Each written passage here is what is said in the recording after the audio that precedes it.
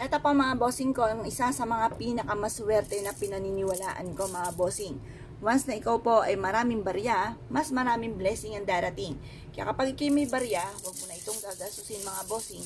Or kaya po mga bossing ko, like ka mag-ipon ng barya at makakatulong po ito upang sa ganon, magtuloy-tuloy ang pasok ng swerte. Ito pa mga bossing ko, kaya ganito itsura niya. Nilagyan ko ito ng kapranggot na asin. Kung mapapasin niyo po yan mga bossing. At talaga namang subok na napakaswerte. Ngayon pa mga bossing, kung ngayon nyo pa lang ito nalaman, wala ka pang masyadong ipon na barya, ngayon pa lamang po ay mag-ipon ka na. At ito po ay magdudulot sa inyo, mentras dumadami ang barya, ay mas dumadami rin po ang blessing. Swerte po ito sa negosyo, swerte rin po ito sa mga mananaya. Ito po ay nagtataboy din ng mga kamalasan.